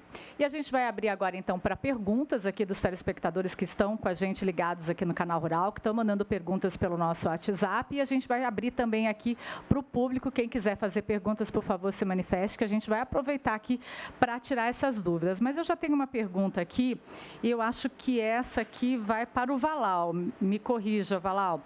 As turbinas eólicas de grande porte são conectadas à rede elétrica convencional de que forma? Ele deve estar se referindo aos parques eólicos, né, que são os parques que a gente está falando aqui. Elas são conectadas, a maioria delas, ao sistema interligado nacional, que o Guilherme também comentou. É o caso do nosso parque aqui do Pontal, é o caso do parque lá do Ceará. Mas elas também podem se conectar à rede das distribuidoras de energia, como, por exemplo, aqui no estado tem a CED, né? É possível também fazer conexões em redes das distribuidoras, né? Esse sistema que nós estamos falando são os chamados sistemas centralizados de geração de energia, né? Que o gerador ele vende para um distribuidor a nível nacional, né? E o acesso a essa energia são através desses sistemas de transmissão, tanto o interligado nacional como o direto da distribuidora. Ok, obrigada, Valal. E a gente tem uma pergunta aqui do Márcio Sérgio. Ele diz o seguinte, ele é lá do Nordeste, sempre ouviu falar, vamos ver quem pode responder para a gente, acho que talvez o Guilherme possa ajudar a gente, que no Nordeste ele já ouviu falar que tem mais parques eólicos. Por quê? Mas isso pode ocorrer em qualquer estado pode ter parques eólicos. Bom, na verdade, o Nordeste a gente pode dizer que são mais estados, né, que tem esse potencial, né? Se a gente juntar os estados, sim, tem um potencial muito grande. Hoje, o diferencial é 80% no Nordeste, 20% no Rio Grande do Sul, né? Basicamente o Rio Grande do Sul, vamos dizer assim, né? Porque tem ainda um pouco em Santa Catarina e Paraná, mas o Rio Grande do Sul é o que capta mais potencial eólico desses estados.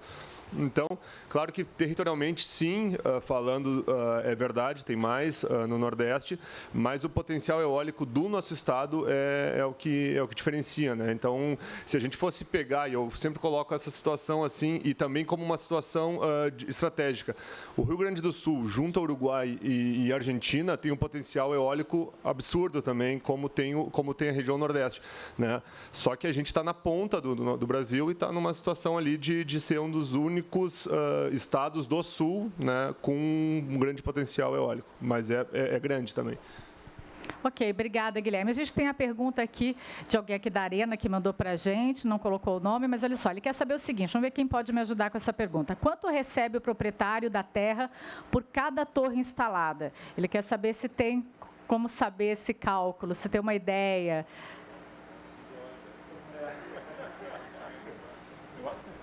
Bom, eu começo falando, depois eu acho que o Rafael é importante colocar a situação, né? Os contratos são confidenciais, né, na verdade, assim, de proprietários, mas eu quero depois saber a satisfação dele nesse sentido. Eu acho que ele deixou bem claro na apresentação. Existe, sim, valores de mercados médios, tá, de remuneração eólica. Tá? Hoje, o mercado, claro, teve momentos, né, vamos lá, no início como eram e hoje como é, mas o mercado se balizou em valores de receita bruta em torno de 1,5% da geração bruta. Tá? É o recebimento médio pelas máquinas, né, vamos dizer assim. Tá? Esses valores, claro, vão depender da máquina em si, do fabricante, né, porque tem máquinas de diferentes tamanhos. Né, o Rafael Sade sabe aqui, no caso dele, são máquinas de 3 megawatts, mas vão de 1,6 megawatts a 3, com máquinas chegando agora, que vão chegar no próximo Brasil Wind Power para 13,5, né, já com o processo de finalização no Brasil. Então, a diferença da máquina faz sentido, né, mas hoje em média, 1,5% da geração bruta, que varia entre R$ 1.800 a R$ 2.200 por máquina mês, né, de receita para o proprietário rural. Isso eu falo em relação ao proprietário rural.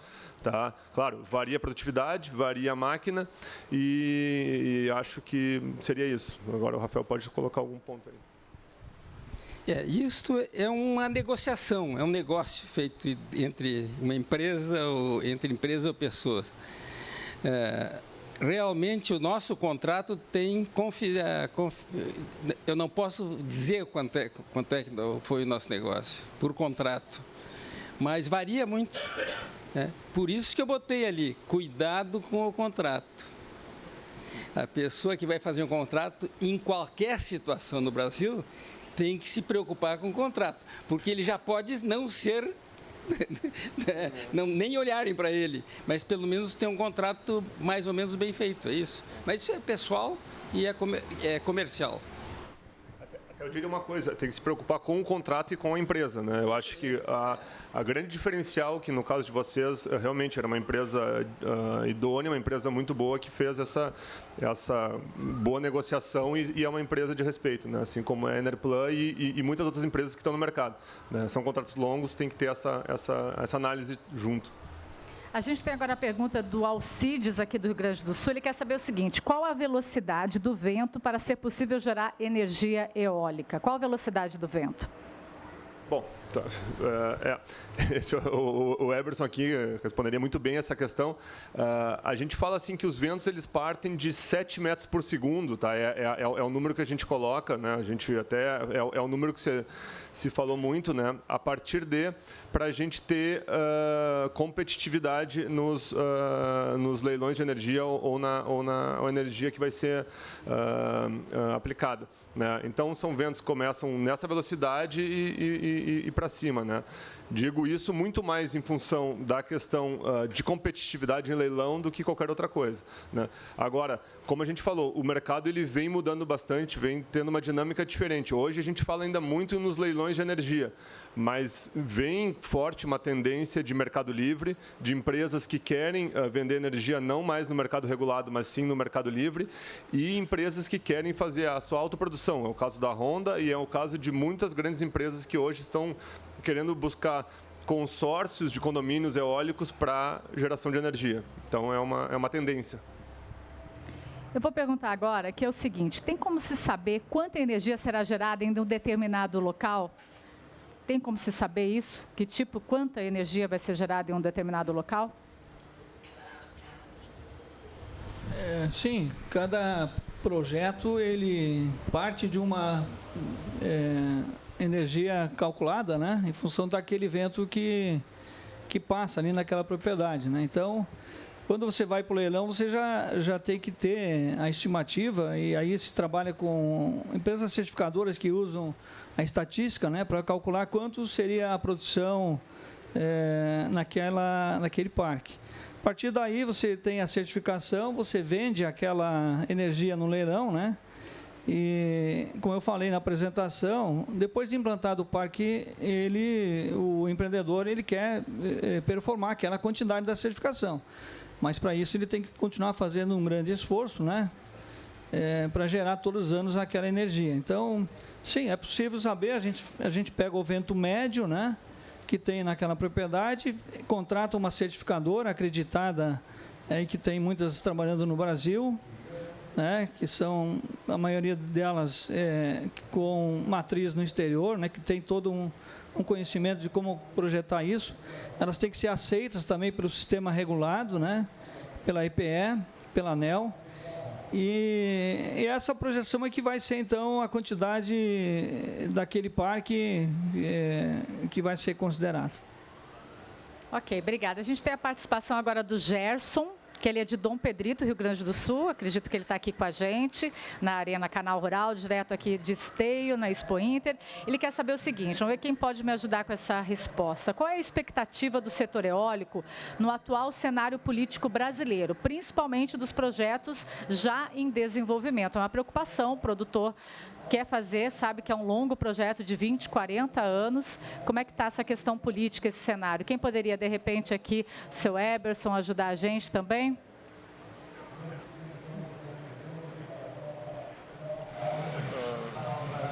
Por favor, seu Eberson, vem aqui e conversa com a gente. Explica um pouquinho essa questão política, por favor. Bom, isso eu consigo responder adequadamente. A questão como acho que o Valal colocou bem os players do mercado, todos os agentes que atuam na regulação do mercado eólico em nível nacional, né, na produção de energia. Tem diversos fatores aí que pode influenciar nesse mercado.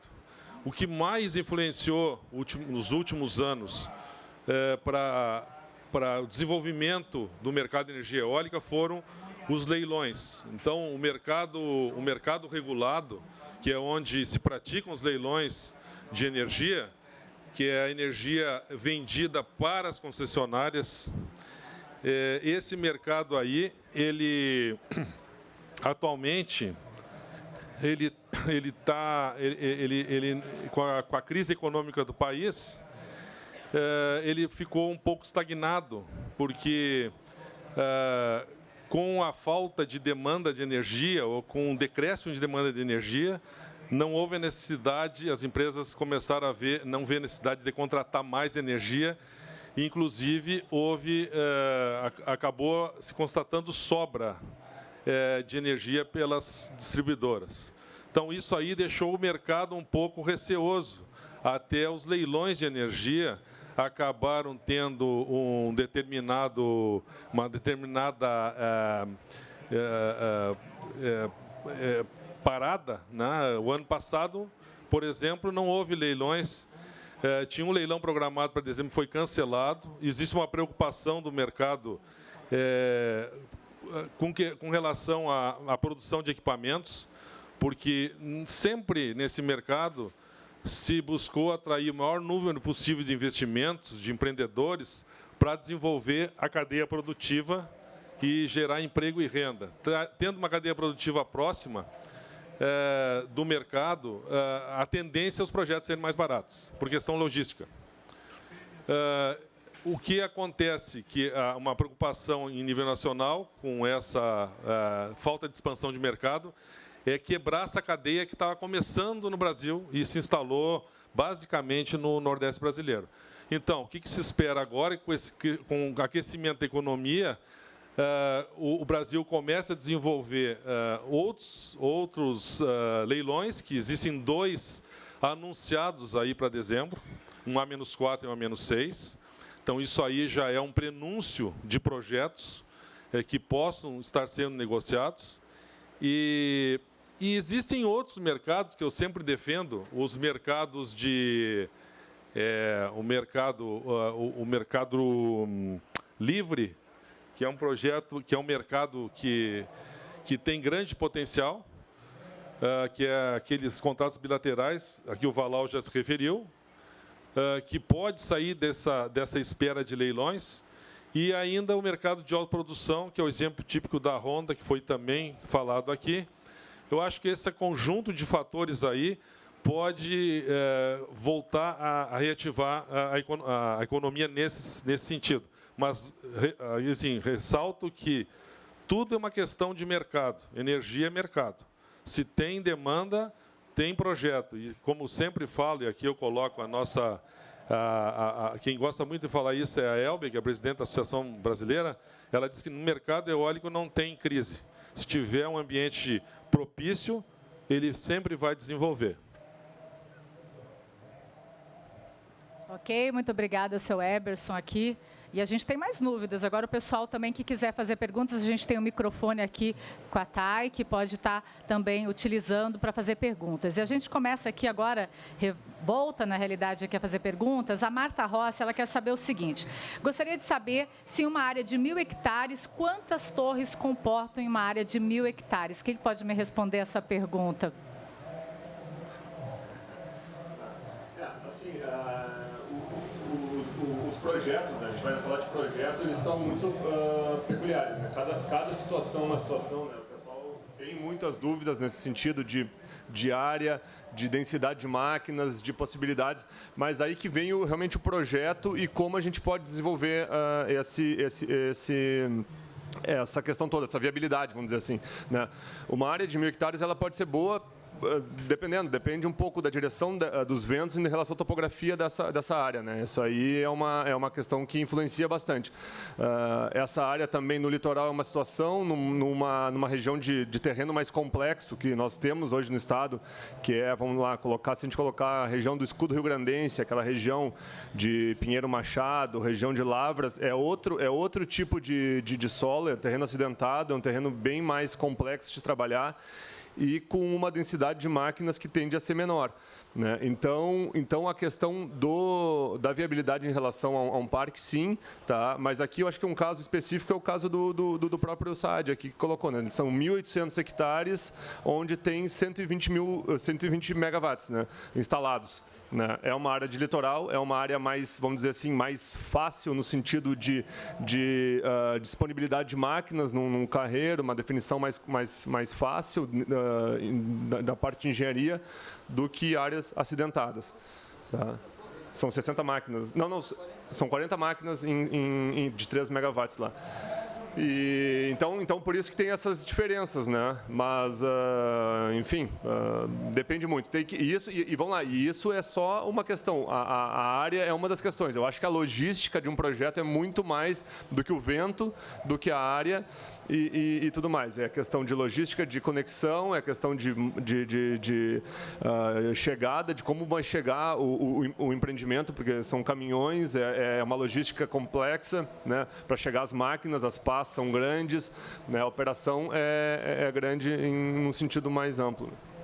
Agora tem uma pergunta aqui para o Eduardo. A Roseni de Cambará do Sul quer saber o seguinte: se existem empecilhos ou restrições ambientais para os parques eólicos. Diz o seguinte, ela fala que na cidade dela, Cambará do Sul, colocaram algumas dificuldades. Se isso existiu para você, se existe, como ultrapassar essas dificuldades? Existe sim. Uma das etapas de um projeto é passar por uma consultoria ambiental e por um estudo ambiental. Tá? O que a gente acabou fazendo nesse estudo preliminar. Então, é importante, e isso é um empecilho, sim, na nossa região do nosso projeto eólico lá em Uruguaiana, a área é uma área muito propícia, né, por ser uma área plana, e a topografia é uma topografia adequada para esse tipo de projeto. Então, essa preocupação é uma preocupação inerente. Tá? É importante que seja feito um pré-estudo pela empresa que vá colocar esse projeto ou pelos interessados em fazer esse tipo de investimento, que podem ser os próprios produtores. Tá? Ok, a gente tem uma pergunta agora para o seu Balau, é o José Carlos, ele é de Arroio Grande, ele diz o seguinte: como é que é feita a manutenção das turbinas? A manutenção ela é feita geralmente pelo próprio fabricante que vendeu a torre para o investidor. Então, são contratos de operação e manutenção, onde existe uma equipe permanente cuidando das máquinas, né, fazendo tanto as manutenções preventivas, como também as manutenções chamadas corretivas, né, porque o aerogerador, em função, aqui no Rio Grande do Sul principalmente, diferente de outros estados, onde o vento não tem tanta turbulência, aqui no estado tem mais turbulência. Então, as máquinas aqui, e aproveito para dizer, nós inauguramos o nosso parque agora, dia 11 de agosto. Para quem lembra, dia 11 de agosto foi um dos dias de vento mais forte aqui no estado nos últimos tempos. Então, nesse caso, naquele dia, por coincidência, as máquinas pararam de gerar porque o vento estava muito forte. Né? Quando o vento é acima de 86 km por hora, a máquina tem um sistema de defesa que tem que estar funcionando perfeitamente para quando vem um vento forte que ela para, porque senão ela pode cair. Né? E aí também, para tu ter esse sistema funcionando, a manutenção preventiva, ela tem que ser muito bem feita. Né? E aí os fabricantes, de um modo geral, eles atendem esse requisito. E o investidor tem que ficar sempre supervisionando para que essa manutenção seja de qualidade. Então, também, como eu falei na apresentação, aquela questão da intensividade em engenharia, né? Todas as engenharias envolvidas ali, desde a mecânica, elétrica e assim por diante, e cuidando para que aquela máquina esteja sempre em perfeitas condições, né? E aqui a turbulência do vento ele traz consigo alguns dissabores, né? Justamente acontece algumas falhas a mais de que poderiam acontecer se o vento não fosse com tanta turbulência. Então a intensidade aqui do controle é muito maior do que em outros estados. Agora a gente tem uma pergunta para o senhor Rafael. Tem gente interessada em saber, o senhor falou aí de criação de empregos. Na sua propriedade, por exemplo, quantos empregos diretos e indiretos, mais ou menos, foram criados aí com esse parque eólico que o senhor construiu? Bom, depende a fase. Na fase de construções, nós tínhamos até 700 funcionários na fazenda. Logicamente que depois que acalmou tudo, que o parque continuou funcionando, diminui bastante. Mas, digamos o seguinte, ficou mais ou menos umas 6 vezes funcionários a mais do que eu tinha anteriormente sem o parque. 6 vezes a mais, bastante isso, né? Agora a gente tem uma pergunta também para o seu Balau. Qual que é a potência gerada por uma turbina? Qual que é a potência? Tem uma diferença de potência para turbinas ou elas têm sempre a mesma potência? Existe a chamada potência nominal, que no Brasil varia em torno de 2 a 3 megawatts instalado de cada turbina, né? Mas essa é a nominal. Depois tem a potência que se chama o fator de capacidade. O quanto daquela capacidade nominal, daqueles 2 a 3 megawatts instalados, gera de energia por ano, né? E aí a gente pode citar que no Brasil, em torno de 40% a 50%, os parques mais competitivos dessa potência nominal estão gerando de energia por ano, né? Vou aproveitar para perguntar para você, já que está também nesse assunto, qual que é a diferença de turbinas de eixo horizontal e vertical? É a pergunta do Eduardo. Eixo horizontal e vertical.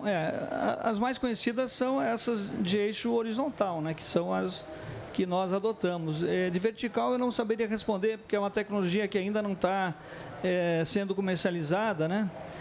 Não sei se alguém poderia dar essa informação aqui, mas a gente vê protótipos sendo divulgados, mas não se vê em operação. Aqui no país, então, é mais o eixo horizontal. E como é que ele funciona? Ele funciona baseado na multiplicação, né? Você tem, eu até mostrei os mecanismos que tem dentro de um motor de um aerogerador, né? É muito comum o uso do multiplicador de velocidade do vento, né? Quando o vento entra aquele conjunto de 3 pás é chamado de rotor. Aquele rotor, então, ele ataca o vento e com isso ele gera, né? Gira, né?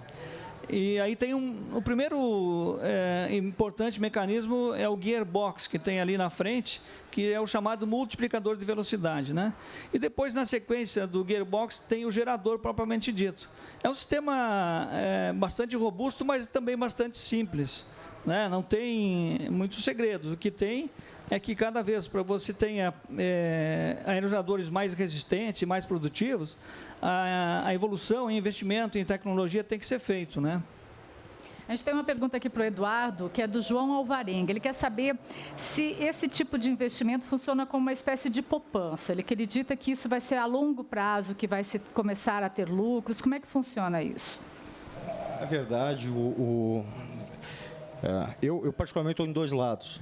Estou no lado do produtor e no lado do desenvolvedor. O produtor ele tem uma situação muito confortável, que ele tem uma renda mensal, independente da atividade agropecuária. Então para ele é muito confortável esse tipo de ter um projeto eólico nas suas terras. O desenvolvedor ele desenvolve o projeto, vai para leilão, ganha o leilão e constrói o parque junto com um parceiro e fica por 20 anos com esse ativo, ou vende esse ativo, né, após ter êxito no leilão. Então, pode ter esses dois processos. No primeiro caso, pode ser sim uma poupança, porque daí tu tem um recebível por 20 anos, da mesma forma que o produtor tem, e numa taxa de retorno muito alta. E no segundo caso, não. No segundo caso, tu tem uma curva de valor acelerada, né? Então, aí tem que escolher em qual lado quer estar. O desenvolvedor. O produtor, ele tem uma poupança, um dinheiro entrando todo mês, independentemente do trabalho dele, que a gente chama de renda passiva. Na passividade, ele tem um dinheiro que vai entrando e vai pingando na conta dele. Vou perguntar, então, para o seu Rafael, que é produtor. Seu Rafael, já dá para abandonar a lavoura, a pecuária só com a energia eólica ou tem que juntar os 3? Não, é necessário juntar os 3, porque uma propriedade rural tem pelo que ela ser propriedade rural. Então, não é um acréscimo de renda, mas um acréscimo muito saudável. Agora a gente tem uma pergunta pelo WhatsApp. O pessoal que está em casa, mande perguntas para a gente. A gente está recebendo perguntas aqui do público que está com a gente aqui na arena do Canal Rural, direto aqui de Esteio, da Expo Inter. Mas a gente tem perguntas pelo WhatsApp aqui também. A pergunta é a seguinte: quantas turbinas são necessárias para se ter um parque eólico? Existe um mínimo ou um máximo? Não existe uma regra, tá? De novo, ela entra um pouco na questão da área. Assim, não existe uma regra, existe sim a questão específica do investimento que de fato o empreendedor quer fazer, né? Claro que existem diferenças. Se o parque ele fica próximo a uma subestação, a conexão, ele pode sim ter uma capacidade menor, vamos dizer assim, né? No sentido de ter um investimento menor na questão de transmissão, tá? Quando o parque ele está um pouco mais afastado e numa situação de percorrer uma grande distância para chegar à conexão em si, vale a pena ser projetos maiores, né? Não é uma regra, né? Isso aí, na verdade, são formatos que são criados, tá? Eu acho que uma questão até que o próprio Eduardo Caroli colocou, né? A questão também que diferencia um pouco. A gente está falando aqui de projetos de geração centralizada, né? Realmente que vão para a matriz energética nacional, para o sistema interligado nacional, né? Para abastecer esse segmento como um todo, né? A matriz elétrica brasileira, né? Existe sim projetos de GD, que seria geração distribuída, onde a eólica também participa, né? Aí sim, são projetos menores, são projetos pequenos, né? Que podem ser contemplados aí com capacidade bem menores do que essa. E aí sim também, de novo, a gente tem que trabalhar a questão da proximidade de uma conexão que faz sentido para esse tipo de atividade. São setores diferentes, são propostas diferentes, né? Mas igual são desafios que o setor enfrenta aí, né? Tanto na geração distribuída como na geração centralizada. Não existe regra, então, né? Mas a tendência, claro, quanto maior o parque se fizer, se dilui custos nessa operação. Essa é a grande tendência. A gente tem a pergunta agora do Márcio, que ele é aqui do Rio Grande do Sul. Ele quer saber o que são os aerogeradores e quantos são necessários para um parque eólico. Valau. Então, os aerogeradores são justamente as máquinas que geram, né, energia eólica, né? Então, que se vê por aí, né? Se vê quando se vai para a praia, né? Se vê aquele parque da Enerfim, né? Que foi o pioneiro no estado, né? E para quem for aqui da região costeira da Lagoa, vai ver o parque que eu mostrei aqui, que é o parque da Enerplan.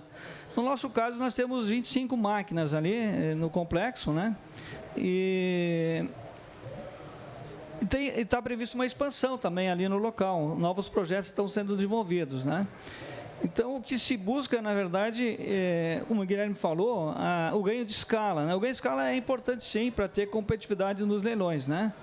Quanto mais propriedades vizinhas, né? E aí a importância dos consórcios, enfim, das associações de áreas contíguas para reunir no mesmo local o maior número possível, de forma competitiva, né? De parques eólicos, é sempre melhor, né? Do ponto de vista dos leilões, porque o Rio Grande do Sul e qualquer outro estado compete no leilão nacional, né? E você precisa ter, além de bons ventos, ter uma boa tecnologia aplicada ali, mas também tem que ter escala, né? Para poder ganhar nos leilões. Agora uma pergunta aqui para o Eduardo. Eduardo, o que é preciso para participar dos leilões? É preciso, o projeto ele tem uma série de etapas que tem que ser cumprida. Precisa ter uma área fundiária, os contratos de arrendamentos, precisa ter 3 anos de medição certificada por uma agência de terceiros, precisa ter as licenças dadas pela FEPAM, licença prévia, que é a licença de instalação, e precisa ter o parecer de conexão. E com isso se consegue entrar no leilão. Agora, ingressar no leilão não quer dizer que o projeto vai virar um parque. E a gente fala muito do projeto. Na verdade, quando a gente está desenvolvendo um projeto, a gente tem o objetivo que ele vire um parque, né? Porque um projeto ele só vai gerar receita para o desenvolvedor e para o produtor quando ele sai do papel, quando ele vira parque. E o projeto ele tem que ser competitivo porque ele está competindo com projetos do Brasil inteiro. Então, por isso a escala é importante, por isso o CAPEX é importante, e por isso o recurso, a matéria-prima que é o vento é importante, e por isso que o time que se monta, técnico, que eu falei no início, tá? É muito importante. Tá? Então, a dedicação no trabalho para isso, ela é fundamental. Tá? Então, o que a gente vê por aí, muita gente falando, tem um projeto, tem projeto aqui. Então, na verdade, o importante é ter realmente competitividade nisso. Tá? E a gente, e como o Valau agora falou muito bem, conseguir estar, às vezes, trabalhar em conjunto para viabilizar o projeto sair do papel. E a gente tem agora a pergunta de um telespectador que está acompanhando aqui com a gente o fórum aqui direto de Esteio, da Arena Canal Rural. Ele tem uma pergunta interessante, ele quer saber o seguinte, olha só, o que ele está mandando aqui para a gente.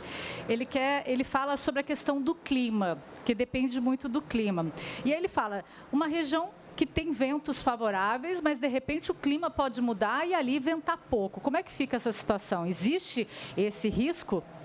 Quem que pode me ajudar com essa pergunta? Valau, Guilherme? Não, olha, eu vou colocar uma situação aqui que energia eólica, tá, sobre um certo aspecto, vamos lá, da engenharia, ele é mais tranquilo do que até outras fontes, né? Tá aqui o nosso colega Ricardo Pigato, que vem do setor de hidrelétricas, né, e sabe a grande dificuldade que é esse setor e o planejamento que tem que ter no setor hidráulico, por exemplo, né, com questão de chuvas, questão de barragens, questão de estoque de água, né, e armazenagem. Tá? Na questão eólica, tá, é um pouco diferente. A questão eólica é muito pressão, né? Aquela questão de pressão, calor, pressão. E vento, sim, tem influências, tem ciclos. Né? A gente fala aqui muito do ciclo dos 7 anos, tem a questão de situações, tem El Niño, tem Laninha, que influenciam. Mas, sob um aspecto de histórico, tá? Ele tem um ciclo que ocorre, mas vem sempre tem sempre uma estatística positiva, assim, a gente analisando. Né? A gente até fez, eu estava falando sobre isso há algum tempo atrás, né? Esse ano, especificamente, o janeiro e fevereiro, que foram o verão aqui do Rio Grande do Sul, foram meses muito ruins de vento. Tá? Foi até um pouco atípico do que o normal. O verão não é um excelente mês de vento, né? Melhor é outono e primavera melhor é o inverno e a primavera. Mas foram atípicos. Esse ano especificamente é atípico, tá? É um ano que foi ruim, né? A gente analisando ventos, a gente vê essa situação, mas nada que fuja ao controle. Então, essa questão eólica, eu vou dizer assim, comparado com hidráulica, comparado com algumas outras fontes, ela tem essa situação mais bem definida. Ok, obrigada, Guilherme. E eu vou convidar agora aqui para subir aqui ao palco, para conversar um pouquinho com a gente, o vice-governador do Rio Grande do Sul, Sr. José Paulo Cairoli. Uma salva de palmas para ele, que ele vem aqui conversar um pouquinho com a gente, fazer algumas considerações, por favor.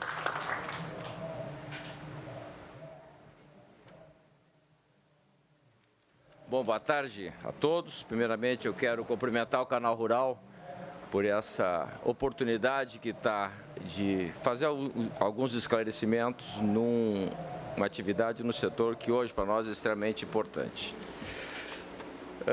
Como nosso governo é um governo que constrói soluções, essa é mais uma construção utilizando o vento que nos favorece a nossa economia, o vento que faz o produtor começar a repensar em algumas coisas que são importantes dentro do seu campo, dentro da sua área. Então, não tenho dúvida que a construção coletiva, o poder público, o empreendedor, as indústrias, ela tem resultados, que é isso que nós estamos vendo a nível nacional e vemos aqui no Rio Grande do Sul. Hoje, o Rio Grande do Sul, não sei, já foi falado, temos a 4ª posição, embora com todas as dificuldades que ocorreram até agora, há um crescimento importante da indústria do vento aqui no nosso estado. E já temos a maior geradora, aí, como é que você chama? Maior parque da América Latina, que é lá em Santa Vitória, foi feito ao longo do tempo, e o nosso governo está preocupado em como viabilizar os investimentos que os senhores estão fazendo, tendo que construir as linhas de transmissão. Então, nós trabalhamos muito para que não tivesse o leilão no ano passado, trancar o leilão. Isso aí nos favoreceu seguramente. Hoje nós fazemos parte da possibilidade de que o próximo leilão o Rio Grande do Sul vai estar inserido. E acreditamos muito no trabalho e no investimento de cada empreendedor. O Rio Grande que dá certo é o Rio Grande de vocês. E o que nós temos que fazer como poder público é, se não tiver capacidade de ajudar, pelo menos não atrapalhar. Sei que no nosso governo melhoramos muito essa área do meio ambiente, facilitamos seguramente isso. Se olhar as PCHs, nós tínhamos 100 PCHs que estavam paradas, algumas há mais de 10 anos, e nós conseguimos liberar 91 agora. Isso representa um expressivo aumento dos megawatts aqui na economia. Às vezes eu tenho dito para o meu filho que se o país crescesse como nós gostaríamos, ou o Estado crescesse, nós vamos ter uma grande dificuldade de energia. Então, nós estamos nos ajustando para ver esse boom do nosso país, porque nós acreditamos, como brasileiro, acreditamos como gaúcho, que o Brasil será um grande país e o Estado do Rio Grande do Sul vai estar inserido nesse contexto. Então, eu quero, em nome do governador Sartori, agradecer ao Canal Rural, agradecer a cada um de vocês, as pessoas que estão participando aqui do fórum, na certeza que seguramente em 2018 vamos estar aqui na Expo Inter comemorando alguns avanços importantes, dentre eles a energia eólica, que é fundamental dentro do nosso estado. Se olharmos há 15 anos atrás, quando começou lá em Osório, coisa muito construtiva, muito difícil de ser realizado, e hoje nós andamos nesse estado, vemos diversos outros até quase juntos, uma torre junto com a outra, mas o importante é que estamos buscando alternativa de desenvolvimento e de crescimento para o nosso estado. Então, Canal Rural, vocês estão de parabéns, e me permite, os que não são gaúchos, de dizer que o Rio Grande do Sul vai continuar cumprindo o seu papel no contexto nacional, e na certeza que nós iremos sim dar a volta por cima e estaremos com muito orgulho fazendo parte desse contexto que se chama energia eólica, ou melhor, energias renováveis tão necessárias para a moderna economia do mundo. Obrigado.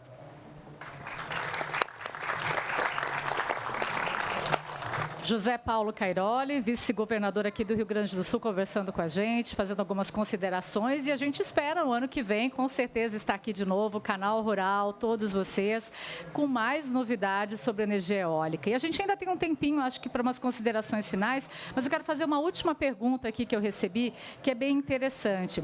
O João Teodoro, ele é aqui do Rio Grande do Sul, ele diz o seguinte, ele quer saber se em áreas de lagoas são possíveis fazer parques eólicos. Dá para fazer? Ele tem essa dúvida porque ele diz que tem esse interesse e está com essa dúvida bem grande em relação a áreas de lagoas. Quem que pode me ajudar? Guilherme, Sim, tá. Esse é um ponto, até eu acho que a gente apresentou, e o Eberson fala bastante dessa questão do Atlas eólico. A gente fez estudos onshore, que a gente chama, né, na terra, né, então territorial, e offshore, que seria dentro do mar ou mesmo de lagoas, né? Eu estou entendendo que a pergunta sim se referia a um projeto offshore, que pode ser lagoa, tá? A gente tem vamos dizer assim, um ambiente muito propício para esse fim, né? Porque a gente tem aqui toda a nossa costa do litoral banhado por lagoas, muitas de pouca navegabilidade, né? Então, seja né, baixa profundidade, então, nesse sentido, né? Aptos para esse fim. Só que, claro, isso é uma questão que tem que ser muito bem orquestrada e ajustada junto aos órgãos ambientais, né? Porque é uma mudança de concepção, né? É um novo paradigma a se quebrar, né? O que a gente vem fazendo em terra. A gente tem muita coisa para fazer em terra, para pensar ainda no offshore, sim, mas a gente tem um potencial gigantesco. E o Rio Grande do Sul está muito contextualizado nesse sentido. Ok. Eu só queria acrescentar, porque interessante que esses ventos e os parques instalados em lagoas ou então no oceano, né, na beira da praia, eles são os ventos mais fortes, né? Porque ali é que tem a menor resistência, né? Do que teria dentro do continente, porque quando o vento entra no continente, ele vai encontrando resistências, o próprio solo, né? E a água é o que menos oferece resistência para os ventos, né? Inclusive, muitos brincam, né, que o vento na água ele embala, né? Então seria muito importante nós quebrarmos esse paradigma logo, né, no Brasil, né? Para que no final do dia o que se busca é produção de energia mais barata, né? Então, quanto o vento mais forte para aquele mesmo investimento, você vai ter um custo reais megawatt-hora menor. A gente tem aqui, eu acho que uma última pergunta do Sinomar. Ele quer saber o seguinte: se existe no país gente capacitada para fazer toda essa manutenção, dar todo esse apoio técnico, quanto mais crescer essa questão de fazendas eólicas, se existe pessoal capacitado para isso no país? Sim, hoje o setor eólico já é um setor bem consolidado, né? A gente diz que o regramento que foi feito desde do seu início lá em 2006 e principalmente no início dos leilões que começaram em 2009 formaram muitas pessoas muito capacitadas, né? E contamos, claro, que com muita mão de obra internacional nesse início de processo, né? Com grandes fabricantes que entraram, com grandes empreendedores, né, que vieram e mostraram essa tecnologia que na Europa, por exemplo, já era muito mais difundida em tempo, né? Então, sim, hoje a gente já tem uma cadeia muito bem consolidada de bons profissionais, de pessoas altamente capacitadas para esse fim. E a gente está chegando aqui ao fim do Fórum Canal Rural, ventos favoráveis a novos investimentos. Mas antes eu gostaria de ouvir umas considerações finais de cada um. Começo com o Guilherme, então, fazendo considerações finais aí sobre esse nosso evento hoje à tarde aqui pela Arena Canal Rural. Não, primeiramente, eu gostaria de agradecer muito, né, a presença de todos, a presença das pessoas nas suas casas, né, que nos assistiram, que conheceram um pouquinho mais de energia eólica, né, agradecer o Canal Rural, o Sindeólica pela realização, o apoio da Secretaria de Minas e Energia, na pessoa do Eberson e na pessoa do Marco da Focking, né, parceiros que nos ajudam nesse processo e nesse entendimento de que quanto mais unidos nós estivermos nesse processo, maior é a chance de êxito, de conseguir realmente transformar o Estado num Estado altamente competitivo nesse sentido, né? Porque a cadeia eólica ela só acontece se a indústria se aproximar, né? Então, agradecer também aos meus parceiros aqui de palco, né? Que engrandeceram e muito, e eu acho que ajudaram bastante a desmistificar muita coisa que ainda vinha sendo um problema. Muito obrigado a todos. Seu Rafael, por favor. Eu gostaria de aproveitar aqui, eu que sou um otimista, né, que a coisa não é tão boa assim como está se falando. O meu parque, por exemplo, ficou sobrando na subestação de levante de energia e na rede 100 megawatts mais que eu poderia ter colocado no parque e que foi atrapalhado. Por quê? Eu tenho as melhores máquinas que eu ia colocar, era na beira da lagoa, não deixaram colocar, e fizeram nós nos afastar 400 metros para dentro. Então, os melhores aerogeradores que eu podia fazer, mais 100 megawatts, não foram construídos. Então, isso não está certo, porque o Brasil é um país diferenciado em muitas áreas. Eu que viajo voando sempre, gosto muito de voar, vejo parques dentro de lugares que não pode fazer, e parques que tem que mudar alguma coisa ainda, que já mudou bastante, está muito bom, mas tem que mudar bastante ainda. Obrigada, seu Rafael. Seu Balau, por favor. Também agradecer a oportunidade e nós que temos investimentos aqui no Sul e também no Nordeste, lá no Ceará, a gente vê diferenças, né? Com que cada estado tem suas políticas. Para mim, eu ouvi aqui do vice-governador de que o Estado não atrapalhando, né, já ajuda, né?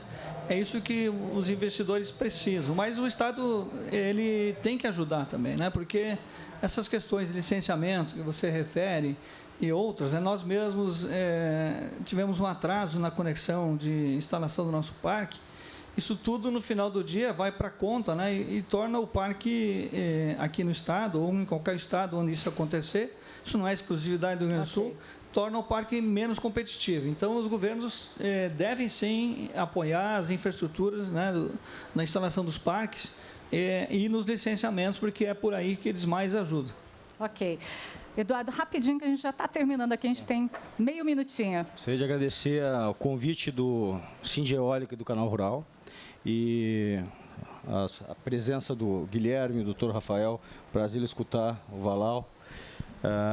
Eu acredito firmemente que o setor de energia eólica pode ser um dos grandes vetores de crescimento do Estado, né?